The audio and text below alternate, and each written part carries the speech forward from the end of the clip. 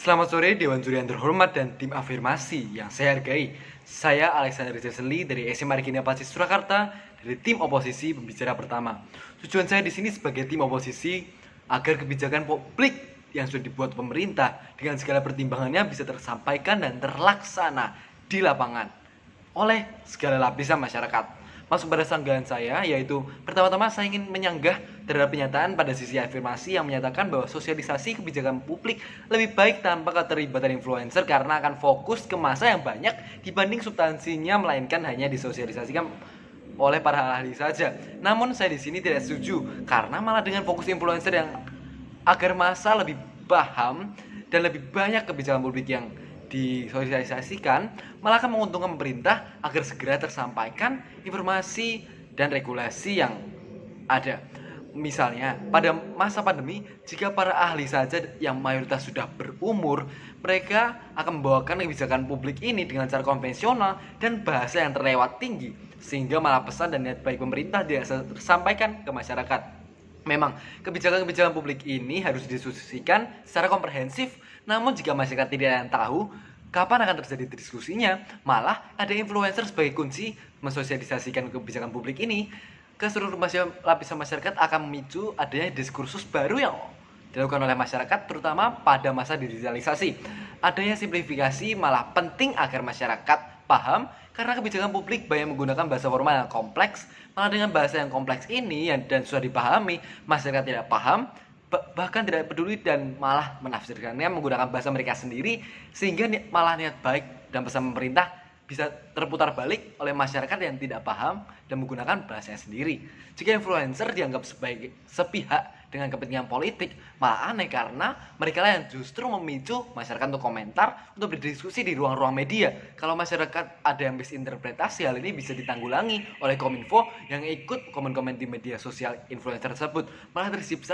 Malah tercipta ruang diskusi yang aktif tanpa pengalihan tanggung jawab karena monitoring tetap ada di tangan pemerintah. Bahayanya kalau influencer tetap dilarang adalah putusnya rantai komunikasi dari pemerintah ke masyarakat langsung. Buktinya, adanya influencer memberikan dampak yang positif hingga sekarang. Misalnya, yang akan saya sampaikan pada argumen saya. Argumen saya yang pertama yaitu pemerintah perlu mengomunikasikan kebijakan publik yang kekinian dan cepat serta mudah dipahami oleh masyarakat. Ada influencer sebagai alternatif yang cepat, praktis, dan memiliki banyak followers atau pengikut setia yang telah mengidolakan mereka. Masyarakat akan lebih mudah memahami kebijakan publik yang diberikan oleh pemerintah melalui influencer, bukan melalui ahli. Kita harus memanfaatkan potensi dalam era digitalisasi. Jangan sampai balik ke orde baru Soeharto yang kebijakan-kebijakannya tidak transparan tanpa mendengarkan suara publik masyarakat. Malah media sosial terutama influencer ini menjadi peluang pemerintah untuk berevolusi menjadi lebih baik dengan kebijakan yang terdengar dan mendengarkan masyarakat yang lebih cepat, praktis, dan mudah dipahami.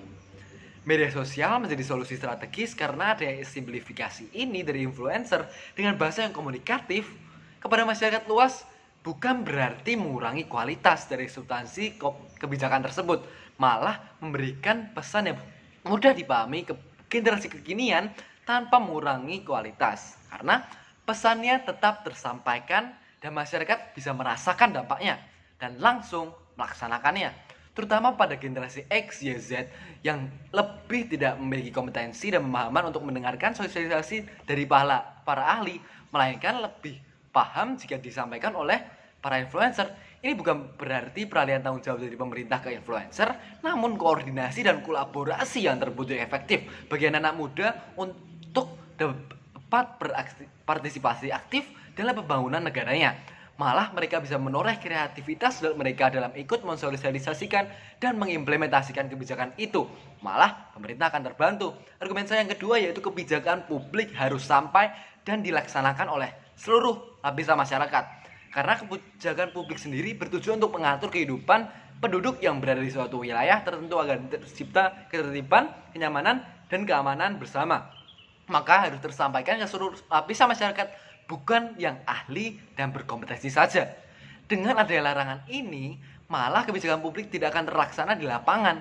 Contohnya, kebijakan kawasan tanpa rokok di Surakarta atau KTR ternyata ditemukan masih ada 2.000 puntung rokok di wilayah KTR atau kawasan tanpa rokok ini. Padahal harusnya kawasan tanpa rokok artinya kawasan yang tidak ada rokok. Mengapa? Karena kebijakan publik tentang kawasan tanpa rokok ini tidak tersampaikan ke masyarakat. Bahkan para penegak hukum yang harusnya memonitor langsung di lapangan seperti polisi, satpam dan lain-lain saja belum tentu paham betul tentang KTR ini yang seharusnya ditemukan padahal di tempat-tempat sosial seperti puskesmas, stasiun, dan tempat ibadah. Dengan mereka yang masih merokok di tempat umum. Jadi para penegak hukum sendiri merokok di tempat umum, yaitu tempat KTR yang sudah ada kebijakan publiknya. Apalagi dengan kebijakan-kebijakan yang kompleks dan perlu segera disosialisasikan ke masyarakat lebih cepat. Jika masyarakat serba tidak tahu, malah bukannya ini malah jadi sebagai kepentingan politik yang berat sebelah dan tidak mengutamakan asas demokrasi.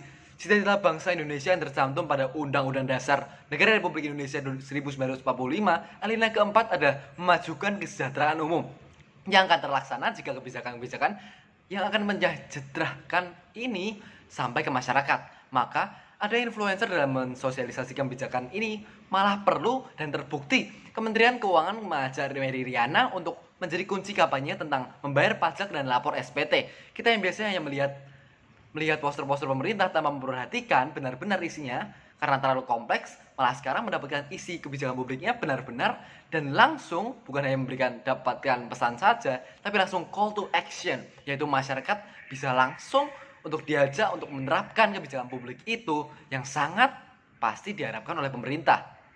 Lalu, jadi saya ada 2 alasan mengapa saya mendukung mosi ini.